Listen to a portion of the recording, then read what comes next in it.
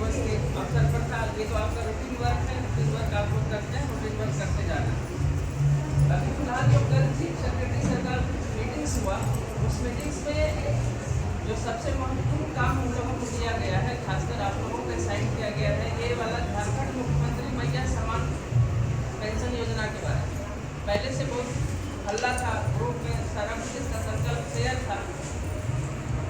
पहले था कि 25 साल से 50 साल के बीच में लोगों को लेना था, लेकिन अभी क्या आया कि 21 से 50 साल के बीच के लोगों को लेना है। वैसे लोगों को लेना है जिसको कि किसी भी तरह का पुराना पेंशन का लाभ नहीं मिलता है।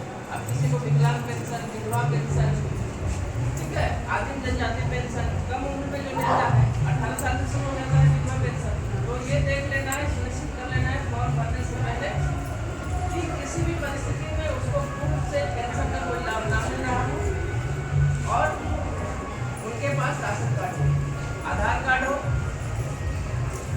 Photo I card, voter I card होना चाहिए, ठीक है, और सरकारी सेवा में वो आदमी नहीं होना चाहिए, इनकम टैक्स प्रदाता नहीं होना चाहिए। तो ये सब मानक क्राइटेरिया है, जिसमें ये आपके फॉर्म में भी लिखा हुआ है। फॉर्म में भी अगर आप देखेंगे तो दूसरे नंबर पेज पर, जैसे ये पहला नंबर पेज है, दूसरे नंबर पेज पर लिखा हुआ है स्वघोषणा पत्र में वो खुद से लिख के देगा, यहाँ साइन करके देगी।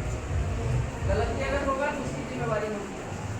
और ये पहला वाला पेज है, पहला वाला पेज में सारा इन्फॉर्मेशन दिया हुआ है, सारा इन्फॉर्मेशन बढ़िया से देख के अच्छे से लेना है और इसके साथ अटैचमेंट में ले लेना है, यानी छाया प्रति लेना है, ये सिर्फ भरना नहीं है।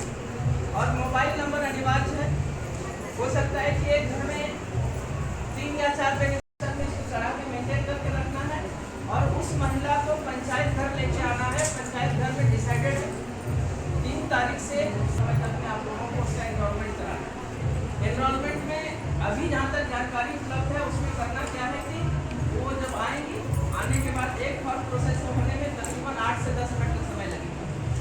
उनका आधार ऑथेंटिकेशन होगा, OTP आएगा उस मोबाइल पर और उसका रियल टाइम में फोटो खींचा जाएगा। यानी कहने का मतलब किसी भी स्थिति में फॉर्म भरने से केवल इसका सेंटर नहीं होगा, फॉर्म भरने के साथ साथ फिजिकल रूप में उसको प्रेजेंट होना पड़ेगा।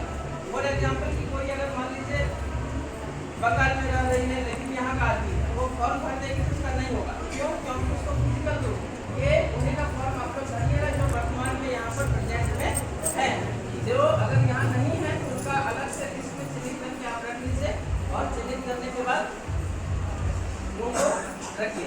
तो जैसे ही भरेंगे, भर के यहाँ लाएंगे, डेली वहाँ पर रहेगा पंचायत घर में, डेली इसका सारा कुछ ऑनलाइन करके आवेदन ऑनलाइन कर देगा।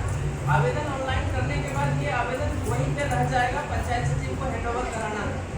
ये पंचायत सचिव वहाँ से आवेदन ले लेंगे और पंचायत सचिव अपने लॉगिन आईडी से फॉरवर्ड कर देंगे। वो वीडियो को लॉगिन आईडी पर आएगा, वो फिर आगे चला जाएगा ADSS के पास पेमेंट होने की। प्रक्रिया सिर्फ इतनी है, जैसे जाति निवासी बनता है ना, पहले लोग अप्लाई करते हैं और अप्लाई करने के बाद कर्मचारी CI के लॉगिन से जाता है और उसके बाद CO के लॉगिन से फॉरवर्ड होते हुए आगे बढ़ने की प्रक्रिया होती है। तो सेम लगभग कमोबेश प्रक्रिया इसका वही है। इसमें एक एडिशनल चीज ये